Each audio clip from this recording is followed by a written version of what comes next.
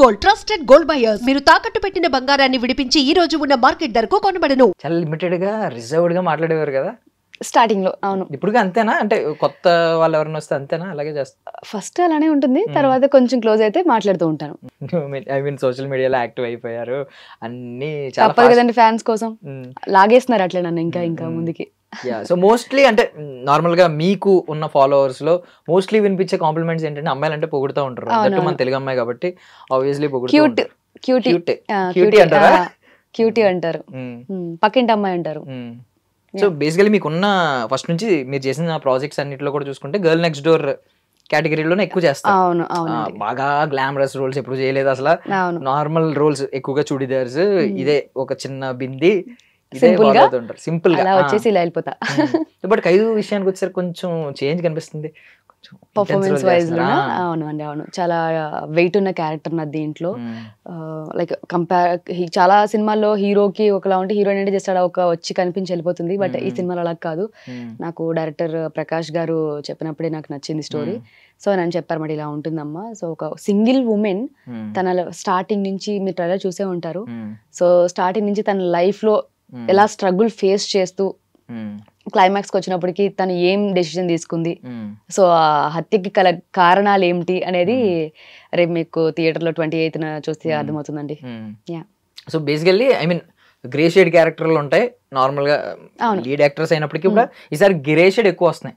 విరూపాక్ష చూసుకుంటే heroine వెళ్ళనని last వరకు తెలియదు మనకి, లాస్ట్ గ్రే షేడ్ ఎంత ఉంటుందా అని చెప్పి అనిపిస్తుంది. సో అలాంటి రోల్స్ ఏమన్నా వస్తున్నాయా? అలాంటివి కూడా యాక్సెప్ట్ చేయడానికి రెడీగా ఉన్నారా? ఎందుకంటే ఈ సినిమా చూసిన తర్వాత, ఈ ట్రైలర్ చూసిన తర్వాత కొంచెం డౌట్ వచ్చింది, ఇలాంటివి యాక్సెప్ట్ చేయడానికి ఇంట్రెస్టెడ్ గానే ఉన్నారు అని. ఇప్పుడు ఒక క్యారెక్టర్ కి వెయిట్ ఉంది, సో అది నేను 100% బిలీవ్ చేసి చేయగలుగుతానంటే డెఫినెట్ గా చేస్తాను. చాలా మంది అంటూ ఉంటారు, ఏంటి మీరు ఇన్ని సినిమాలు చేస్తున్నారు, ఇంకా ఏంటి లక్ అది అంతా మన చేతిలో ఉండదు. నాకు ఒకటే తెలుసు, నాకు ఇచ్చిన ఒక క్యారెక్టర్ ని నా వంతు నేను ప్రయత్నం చేసి దాన్ని ఇలా నిలబెట్టడానికి ప్రయత్నం చేస్తాను. హిట్ అంటారా ఇంకా సెకండరీ, మన చేతిలో ఉంది, ఆడియన్స్ చేతిలో ఉంటుంది.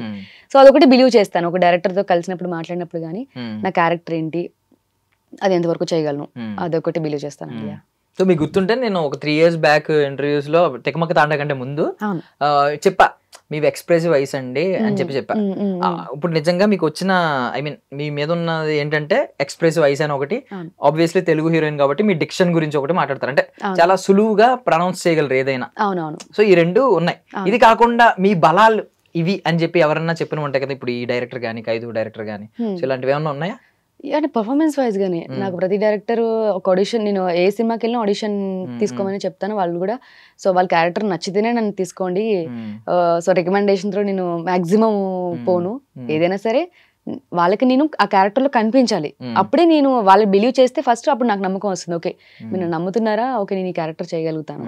సో అలానే చేస్తూ వచ్చాను ఇప్పటి వరకు టిల్ టుడే. సో ఖడ్గన్ సినిమాలో సంగీత గారు ఒక్క ఛాన్స్ అని అలా ఉంటారు, ఆ స్టేజ్ లో ఉంటారు. బట్ కొంచెం మనకి ఎప్పుడైతే గ్రోత్ వచ్చిందో, మనం ఐ మీన్ డిమాండింగ్ యాక్టర్స్ గా మారామో, అప్పుడు మనం రిజెక్ట్ చేసే స్టేజ్ లో ఉంటాం కొన్ని స్క్రిప్ట్స్ నచ్చక. బట్ స్టార్టింగ్ ఏది వచ్చినా పర్వాలేదు ఒక్క ఛాన్స్ అనే స్టేజ్ లో ఉంటారు. సో బేసికలీ మీరు ఈ ప్రాసెస్ లో ఏమన్నా రిజెక్షన్కి వెళ్ళిన స్టేజ్ లో ఉన్నారంటే మీరు నచ్చింది ఏదైనా రిజెక్ట్ చేస్తూ ఉన్నారా? అండి చాలానే. ఐ మీన్ నాకు అది సాటిస్ఫాక్షన్ లేకపోతే నేను చెప్పేస్తాను, సార్ నేను దీనికి నాకు అంత అనిపించట్లేదు సార్ అని చెప్పేస్తాను నేను. అంటే అలా మొహం మీద చెప్పేయకుండా కొంచెం వాళ్ళకి అర్థమయ్యేటట్టు. సో నాకంటే మేబీ నేను చేయలేనేమో ఇలాగా, సో ఇంకొకరు ఎవరన్నా మీరే చూడండి బాగుంటుంది ఈ క్యారెక్టర్కి, వాళ్ళు చేయగలుగుతారేమో.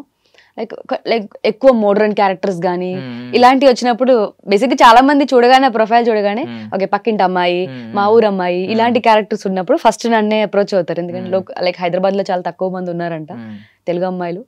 సో దాంట్లో చాలా మంది వెతుక్కుంటూ నాకు కొన్ని ప్రాజెక్ట్స్ వస్తున్నాయంటే నాకు చాలా హ్యాపీగా అనిపిస్తుంది. ఓకే గుర్తిస్తున్నారు జనాలు నన్ను కూడా అని. సో ఎందుకు అడిగానంటే బేసికలీ మీరు ఎక్కడ కూడా గ్లామరస్ గా ఓవర్ డోస్ ఎక్కడా చూపించలేదు ఇప్పుడు దాకా, లేదు. సో బౌండరీస్ ఉన్నాయా మీకు ఏమన్నా? అదే నా comforts end of the day. Like modern చేయను అని కాదు, అది ఆ కాస్ట్యూమ్ లో గానీ చూపించే విధానంలో నేను ఎంత కంఫర్టబుల్ ఉన్నానో అదొకటే చూస్తాను. ఇంట్లో నుంచి కానీ ఫ్యామిలీ నుంచి కానీ అలాంటి బౌండరీస్ ఏం లేవా? ఎవరు ఎంత ఏం చెప్పరు, నా satisfaction end of the day important. So అది నేను చేయగలుగుతానంటే చేస్తాను. ఇఫ్ ఇన్ కేస్ వాళ్ళ కోసం నేను ఆ కాస్ట్యూమ్ వేసుకున్నా నా ఫేస్ లో తెలిసిపోతుంది, ఇతను నాట్ కంఫర్టబుల్, ఇది చేయలేకపోతుంది, తెలిసిపోతుంది ఈజీగా. సో అందుకని ఎంతవరకు కంఫర్ట్ ఉందో అంతవరకు చెప్పేస్తాను అనమాట ముందు స్టోరీ వినేటప్పుడు. కానీ ఇలా ఉందండి ఇంతవరకు అయితే ఓకే నాకు, అదర్వైజ్ నేను చేయలేనంటే చెప్పేస్తాను. సో ఈ ఖైదు సినిమాకి వచ్చేసరికి మీది ఆల్మోస్ట్ సెంట్రిక్ క్యారెక్టర్ వచ్చింది. యా అవునండి. మీరే I mean face of the movie అన్నట్టు బాగా సెంట్రిక్ ఫిల్మ్ ఇది మీకు. బట్ కొంతమంది ఆలోచనలు ఎలా ఉంటాయంటే లైక్ స్టార్ స్టడెడ్ ఫిల్మ్స్ లో స్టార్స్ ఉన్న సినిమాలో చిన్న రోల్ కనిపించినా చాలు, 10 నిమిషాలు కనిపించినా చాలు, దానికి వచ్చే రికగ్నిషన్ వేరే అనుకుంటారు. కొంతమంది ఏంటంటే మనం డీప్ గా ఇన్వాల్వ్ అయ్యి కంప్లీట్ మనమే ఫేస్ ఆఫ్ ద ఫిల్మ్ అవ్వాలి, మనమే సెంటర్ ఆఫ్ ద ఫిల్మ్ అవ్వాలి అని కొన్ని కోరుకుంటూ ఉంటారు. మీ టేస్ట్ ఎలా ఉంటుంది? అంటే మీ ఏ సినిమాలు అయితే మిమ్మల్ని బాగా అట్రాక్ట్ చేస్తాయి? సో నేను అంటే నాకు ఎక్కువ village back drop, dusky skin tone, ఒక లైక్ హాఫ్ శారీ, చాలా న్యాచురల్ గా ఉండే క్యారెక్టర్స్, ఇలాంటి క్యారెక్టర్స్ చాలా ఇష్టం అండి. సో నేను సెలెక్ట్ చేసుకున్నప్పుడు కూడా మాక్సిమం నా చూస్తే మీకు అన్ని అలానే ఉంటాయి, లైక్ విలేజ్ అమ్మాయి లాగా, ఒక ట్రెడిషనల్ అమ్మాయి ఇలానే ఉంటాయి. సో అండ్ ఫస్ట్ థింగ్ అది సెలెక్ట్ చేసుకుంటే దాన్ని క్యారెక్టర్ చూస్తాను, వెయిట్ ఎంత ఉంది. సో అది 1 minute ఉందా, 5 minutes ఉందా, 10 minutes కాదు, ఆ క్యారెక్టర్ వల్ల స్టోరీకి ఏమైనా ఇంపార్టెంట్ టర్న్ అవుతుందా అనే క్యారెక్టర్స్ బాగా లైక్ చేస్తాను నేను. అది ఇప్పుడు పెద్ద సినిమాల్లో కూడా చేశాను, దేవరా కూడా చేశాను, ఫ్రెండ్ క్యారెక్టర్ చేశాను. సో చాలా మంది అంటూ ఉంటారు అనమాట, లీడ్స్ కూడా చేస్తున్నారు, పెద్ద సినిమాలో క్యారెక్టర్స్ కూడా చేస్తున్నారంటే నాకు నచ్చింది అంటే నేను చేయగలుగుతాను. అది ఒకటి బాగా. మీరు మేకింగ్ వైజ్, ఆడియన్స్ నుంచి వచ్చిన రిసెప్షన్ వైజ్ ఎలాంటి డిఫరెన్సెస్ చూసారు? అంటే ఇప్పుడు మేకింగ్ లో ఆయన పెద్ద డైరెక్టర్, పెద్ద కమర్షియల్ వాల్యూస్ ఉన్న, ప్రొడక్షన్ వాల్యూస్ ఉన్న సినిమాలు అనుకోండి, ఆ ట్రీట్మెంట్ వేరే ఉంటది, అక్కడ మేకింగ్ వేరే ఉంటది, మీరే స్టన్ అయ్యి విజువల్ వావ్ ఏంటి అని అనిపించిన సందర్భాలు ఉంటాయి. పాపం చిన్న వాళ్ళ దగ్గర ఏంటంటే ప్యాషన్ డ్రైవ్ చేస్తూ ఉంటది, వాళ్ళకి బడ్జెట్ తక్కువ ఉన్న ప్యాషన్ ఎక్కువ డ్రైవ్ చేస్తూ ఉంటది. సో ఇలాగా మేకింగ్ లో గానీ లేదంటే ఆడియన్స్ రిసెప్షన్ లో పెద్ద సినిమాలో కనిపిస్తే వావ్ అంటారు, చిన్న సినిమాలను కొన్ని అంత ఎక్కువ I mean performance wise criticism ఉంటది, కానీ దీనికి కొంచెం అటెన్షన్ ఎక్కువ ఉంటదేమో అనే డౌట్లు ఉంటాయి. సో మీరు making wise, audience reception wise ఎలాంటి చేంజెస్ చూసారు రెండిట్లకి డిఫరెన్సెస్? యా అండి, ఇప్పుడు end of the day like ఎంత చేసినా పెద్ద సినిమా ఎందుకు చేస్తారంటే అందరూ ఎక్కువ మందికి రీచ్ వెళ్తుంది. సో చిన్న సినిమాలు ఏంటంటే ఇప్పుడు అసలు చిన్న సినిమాలు థియేటర్కి వెళ్ళి ఎవరు చూడట్లేదు, ఓటీటీకి ఎక్కువ మార్కెట్ వచ్చేసింది. సో 2 విధాలుగా ఆలోచిస్తాను నేను. అలా అని ఇప్పుడు ఏ క్యారెక్టర్ మిస్ చేసుకొని ఇన్ కేసు రేపొద్దున్న ఏ పెద్ద సినిమాలలో లైక్ 1 or 2 days అంటే చాలా ఇంపార్టెంట్ క్యారెక్టర్ ఉన్నారు అనుకోండి, చేస్తాను. అదే ఇప్పుడు ఇంకో కొత్త డైరెక్టర్ వచ్చేసి ఇలా నా దగ్గర మంచి స్టోరీ ఉందండి, నా క్యారెక్టర్ మీరు సూటబుల్ అవుతారు అంటే దాన్ని కూడా చేయడానికి నేను రెడీ. సో ఏ క్యారెక్టర్ అయినా నేను చేయడానికి సిద్ధంగా ఉన్నాను. పర్టికులర్ గా హీరోయిన్ అవ్వాలి, ఇది చేయాలి అలా ఏం లేదు. పెద్ద సినిమాలో ఏంటంటే ఎక్స్పీరియన్స్ కోసం చేస్తానండి. సో డైరెక్టర్స్ చాలా మంది ఒక్కొక్కరికి ఒక్కొక్క విజన్ ఉంటుంది. సో ఏది ఎలా చేయగలము, లైక్ పెద్ద టెక్నీషియన్స్ కానీ వీళ్ళందరి దగ్గర చాలా నేర్చుకోవచ్చు.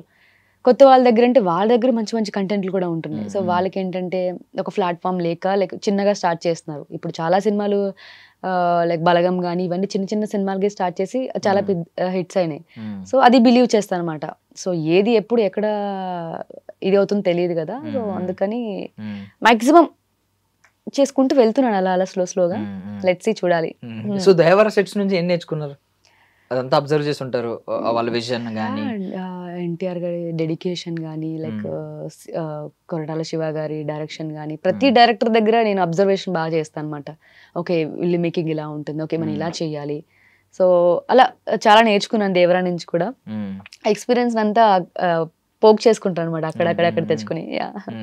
సో ఇప్పుడు ఖైదు విషయానికి వస్తే ఎమోషనల్ అవుట్ బర్స్ట్ అయిన ఏదైనా సీన్ ఉందా? అంటే మీరు మొత్తం డ్రైన్ అయిపోయి మొత్తం ఎమోషన్స్ బయటపెట్టి, ఈవెన్ పక్కన కెమెరాస్ ఆన్ అయిన తర్వాత ఆ డెప్త్ లోకి వెళ్ళిపోయి, ఆ సీన్ డెప్త్ లోకి పక్కన ఎవరున్నారు అనేది మర్చిపోయి పర్ఫార్మ్ చేసిన సీన్ ఏదైనా? అండి, క్లైమాక్స్, ప్రీ క్లైమాక్స్ సీన్స్ అలానే ఉంటాయి. So full emotion scenes, like ఒక ఫ్యామిలీ అందరు వెళ్ళి హ్యాపీగా. ఇప్పుడు చాలా మంది ఈ జనరేషన్ లో ఎక్కువ లవ్ కంటెంట్స్ కి కానీ ఫనీకి కానీ ఎక్కువ అట్రాక్ట్ అయిపోతున్నారు. ఒక సెంటిమెంట్, ఒక ఉమెన్ కి సంబంధించిన తన లైఫ్ స్టైల్ ఏంటి, తను మీ ట్రైలర్ లో చూస్తే స్టార్టింగ్ ఒక మిషన్ కుట్టుకునే అమ్మాయి తన లైఫ్ లో చాలా టర్న్స్ అవుతూ ఉంటుంది. లైక్ ఒక పెళ్ళి అయిన తర్వాత తన లైఫ్ ఏంటి, తను ఎలా లీడ్ చేసుకోగలిగింది అనే లవ్ ఉంటుందండి ఫిలిం మొత్తం. So fully emotional and suspense thriller అని చెప్పొచ్చు.